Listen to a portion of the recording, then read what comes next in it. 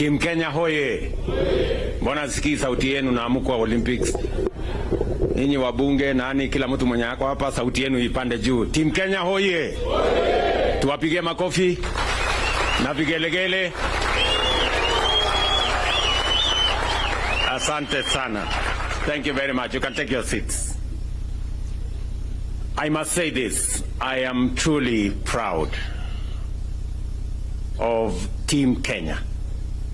And I want to say, we gather here this morning in Eldoret, the city of champions, as we call it, united in celebration of the heroes and heroines of the Paris 2024 Olympics as they return back home to Kenya, the veritable land of champions. When I commissioned this team a few weeks ago, Team Kenya, to go and represent our country at the Paris 2024 Summer Olympics, I reminded you that you are both our best and the world's finest athletes. Today, I am extremely happy, delighted to welcome you back from your successful mission in Paris. You undertook the calling and understood the burden of shouldering our collective aspirations and dreams as a nation on the global stage. And I say, you did not disappoint. In Paris, our athletes once again demonstrated to the world that when it comes to endurance, determination, and the unshakable will to succeed, we are at the top of our continent and can match the best anywhere in the world. Just imagine, we became position number 17 out of close to 200 countries participating. And I think that's not enough. We became country number 2 in the whole world in athletics. As has been said here, there are countries who celebrate just to qualify to go to the Olympics. Yes, and I'm told number 1 is a huge country called the United States, which is almost a continent. Leading this remarkable feat were our golden stars. And you know them. Beatrice Jebet here. Tumpige makofi huyu mrembo jamani. Who not only conquered the 5,000 but also brought home gold in the 10,000 meters, marking her place as a true queen of middle distance running.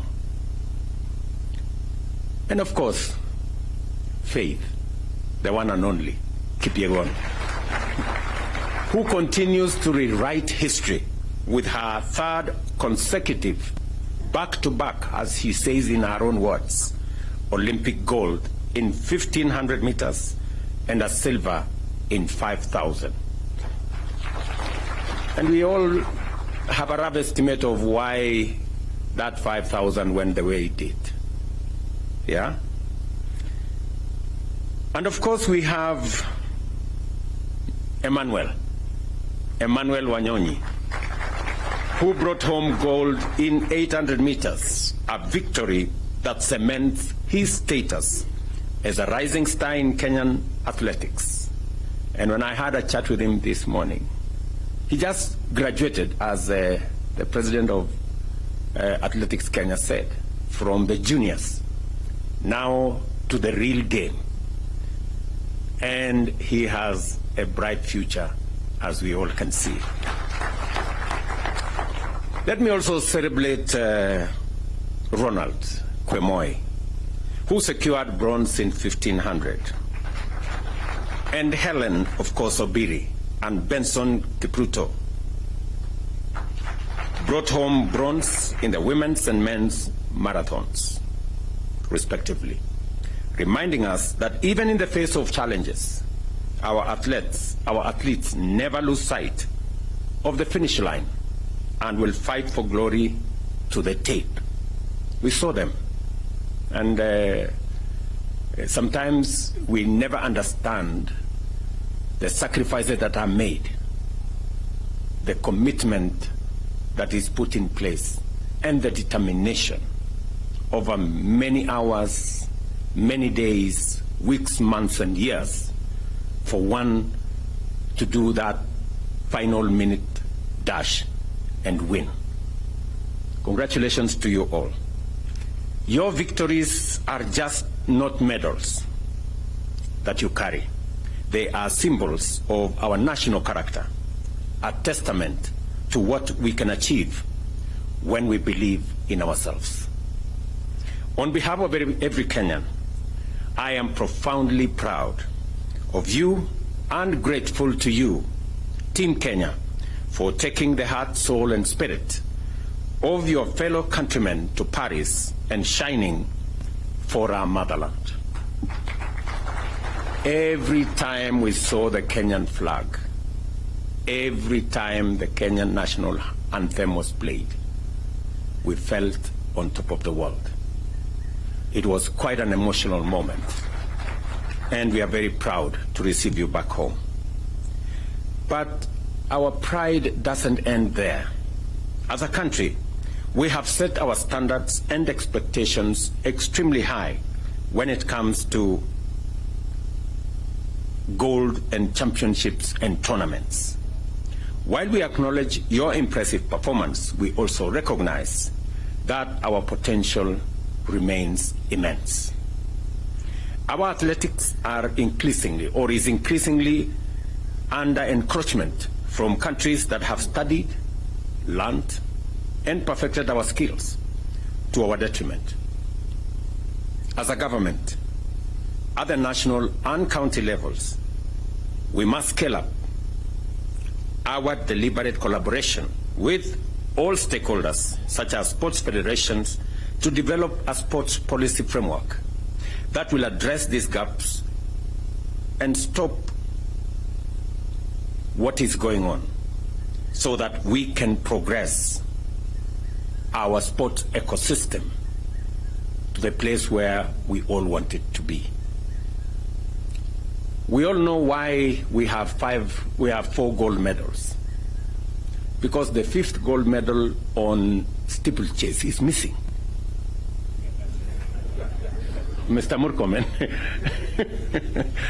you know, when immediately Kipchumba Murkomen was sworn in, I put him on the next plane and I told him to go to Paris.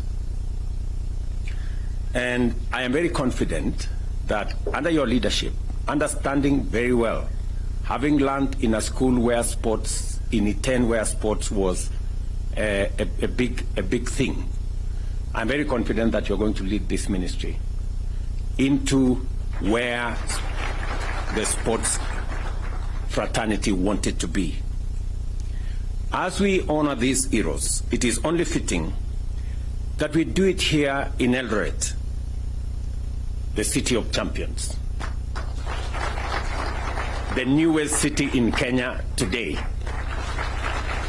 And there couldn't have been a better celebration of Eldoret city than to do it with these Olympic champions. For it is from these very highlands that many of our great athletes have been nurtured. Elevating Eldoret to city status is not just a recognition of its past. It is a bold statement about our present and a major statement about our future. Eldoret City is not just a title. It is a brand that resonates with excellence. It represents the journey of a young athlete who, with nothing but a dream and a pair of running shoes and the support of a community, can rise to become an Olympic champion. It is here in Eldoret that the heart of Kenya's athletic success beats strongest. And it is here that we reaffirm our commitment to nurturing the next generation of champions. As we celebrate both our Olympic champions and the birth of the City of Champions, let us remember that we are all part of this incredible journey. Together, we will continue to soar to new heights, for Kenya is and always will be the land of champions. This morning is a great morning, ladies and gentlemen, as I receive Beatrice, Faith, Emmanuel, Kwemoy, Obiri, and all the good people. These people are great Kenyans. It is not always that on a global stage a country is celebrated. It reminds us as a country what we can achieve together. I want to persuade us as Kenyans to celebrate our successes. We are a great nation. I know we set standards, very high standards for ourselves, but I also want to dare say that even as we set standards very high for ourselves, let us remember to celebrate our achievements. Let us remember to celebrate our success. It is not always that you become number one in Africa. It is not always that you become number two globally in athletics. It is a major feat. Even as we criticize ourselves, we must remember to celebrate our success so that we don't judge ourselves too harshly and sometimes bring down the spirits of the men and women who do their best, go out of their way, make sacrifices to make our country great. In our midst, we have great men and women. We have Kipchoge Keino here, a legend. Huyu mzee tumpigie makofi jamani. Can we celebrate Kipchoge Keino? Wapi nduru ya huyu mzee jamani, Kipchoge Keino. You know? We have always known Kipchoge Keino. In fact, many people think he is in the league of Vasco da Gama, because he's part of our history. He's part of what we learned as we grew up. The fact that he's still here in our midst is a great testament of what sports can do to a person. Congratulations, Mzee, and we will continue to celebrate you. We have great sportsmen. Just seated next to him is a great medalist, gold medalist. Yeah? Ezekiel Kemboi. Tumpige makofi Ezekiel. You know? At one point he was called Babayao of sports. Yeah? And of course we have the great man who is now the president of our NOC. You know? Paul Tergat. Pigeni makofi. And we have many. And what do I say? You know, about the man who tells us, no man is unlimited. Eliud Kipchoge. Yeah? Eliud is a great legend, you know, and I know how people were disappointed. You know, many people, you know, made all manner of comments. How can Eliud not finish? You know? But Eliud, we celebrate you. You have held our flag high. You are a great Kenyan. You are a great legend. And many of the other athletes, please, people, let us celebrate these men and women. Let us criticize them less. They do a lot. They go out of their way. They make sacrifices to make our flag be flown in capitals around the world. Right? Tafadhali, you know, I know we set for ourselves very high standards, but we must be careful to know that when we are successful, we must remind ourselves to thank God and to celebrate and to appreciate.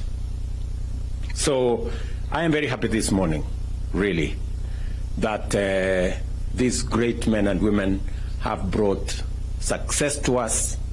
They have brought glory to our country.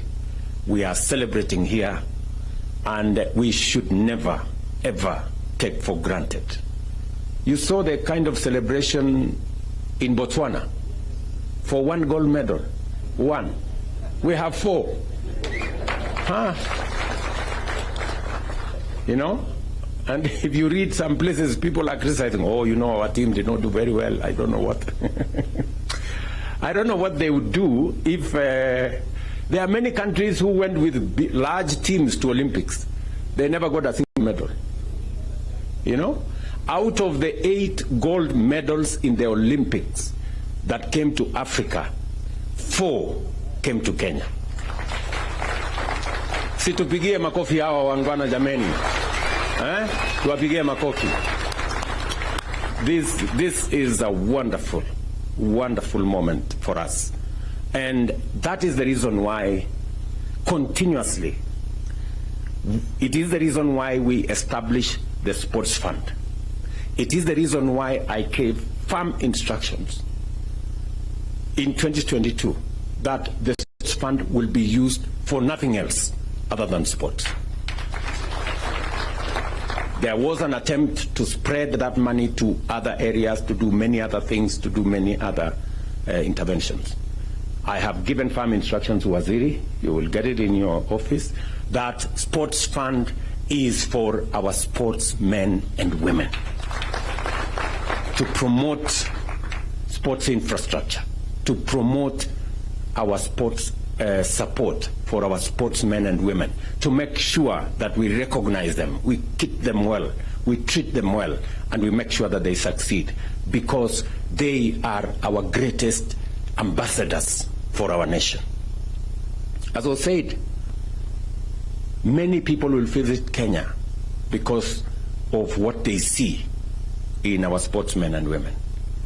Many people will come to Kenya because of the brand of our country that we have elevated. And we must continue to elevate brand Kenya in every way that is possible. I wish every Kenyan can make a contribution, as small as it is or as big as they can, to make Kenya that brand that the world wants to look up to. And we cannot brand Kenya by doing negative things. We can only brand Kenya by doing the things that the world can celebrate about us. And I am very proud this morning, almost emotional, that these sportsmen and women are making our country great. Look at Beatrice, you know, with her small body, you know. And she has made the whole world to stop and play the Kenyan flag. Can we celebrate this girl? Really? This girl, Faith, has done it countless times. You know, it is not always that a person, in fact, you will give me the statistics, General Tuwe, whether there is another human being who has done one gold consecutively in 3 Olympics. It is very rare. You know? So Faith, we celebrate you. You know, you are a great Kenyan, and we appreciate what you're doing. Look at this Emmanuel guy, very young guy. He just, how old is he now? 20, you know? This guy, you know, now, the first, in his debut, the first time he participates in an Olympics, and he wins gold. This is the correct brand of what we expect of people. Mpigeni makofi jameni. You know, these are the great Kenyans. Thank you very much, Emmanuel. You can take your seat. You know, look at Faith, the last born of our team, right there, you know, with a great future ahead of her. You know, let us celebrate these good people. And the senior athletes, those of you who have gone ahead of these younger ones, please provide mentorship, you know, work with them, train them, and the Ministry of Sports, because we already have made the policy position known that apart from the sports infrastructure that we have put in place for all our sports, we need to expand and diversify our sports so that when we go to Olympics, we can get more talents rewarded. We can get more young people participating in different sports, being part of this great celebration. Waziri, you are aware, we already are focused on another 25 sports academies around Kenya. I expect that after the designs have been completed, I already gave instructions on the designs to be done by the School of Tibet with other professionals, so that we make sure that we nurture talent from youth, from the bottom going up. The reason why we are expanding our sports academy to 25 different places in Kenya is so that, like the way, you know, Wanyonyi has come through, Faith has come through, Beatrice, from the juniors, that is where we need to build more talent. Even in our football and all the other sports, we must begin to build it from the bottom so that we can harvest and harness as much talent that is out there as possible and provide the infrastructure for training. It has been said here by Paul Tergat that sports is becoming very technical. We need a lot of technical expertise. We need a lot of training. We need a lot of science. We need a lot of understanding around it. And Kenya being the country that is foremost in our continent, we must actualize, internalize, conceptualize, and bring it to be in our country so that our talent can be nurtured. You know, you remember this good man who used YouTube.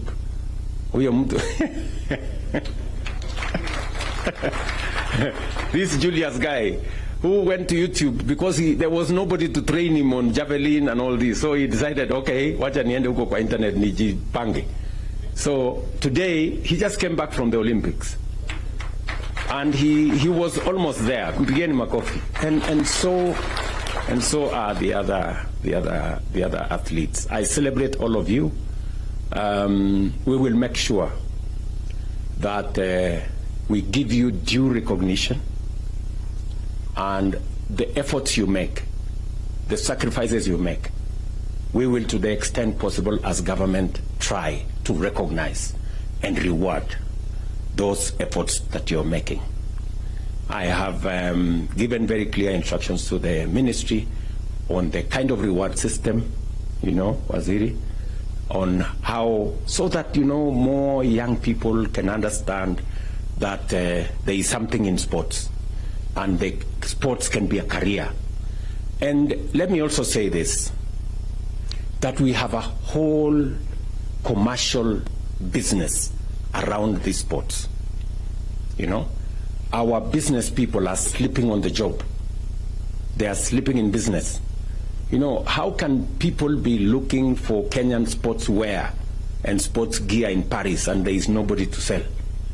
You know, what are you doing here in Kenya? Kelele tu, tunapigiana kelele hapa. Watu wangekuwa huko Paris wakiuza vitu huko. So I want to encourage more business people, more enterprises, more companies to commercialize our sports, put in the money for us to have that brand that is Kenyan, and a brand that will earn more money for our sportsmen and women. I am looking forward to expanding the sports infrastructure. And I want to encourage not just government, but even the private sector. I know, for example, that around this region, there are facilities funded by different people. Those facilities should be taken to the next level so that we can have more young people access training, sports gear, facilities, assistance, mentorship, as we deal with the menace of doping. We must deal with it firmly, decisively, so that it doesn't undermine our great talent as a country. I have spoken more than I should. But it's because I am truly proud of this team. And thank you very much for doing this for Kenya. Thank you very much for coming this morning so that we can together inaugurate Eldoret City, the city of champions, together with you. There couldn't have been a better feat than you participating in this great celebration. So asanteni sana. I wish you well. I don't know, you're going to have breakfast. I know we are running short of time because the other event we are already behind schedule. Lakini muta kidogo. I am told you eat very little. Ama you eat little wakati muna practice. Mukitoka huko munafanya compensation. So karibuni sana for a quick breakfast so that we can go and do the City of Champions celebration. God bless you. I wish you well. Your Excellency, sir, before you depart kindly, we had the cash presentation awards. Okay. Let me introduce First Lady, Madam Rachel Ruto. She's here with me. And just the same way we have a last born there, I also have my last born there, Mia. Thank you very much. All right. So the cash presentation awards will start, Your Excellency, with the gold medals with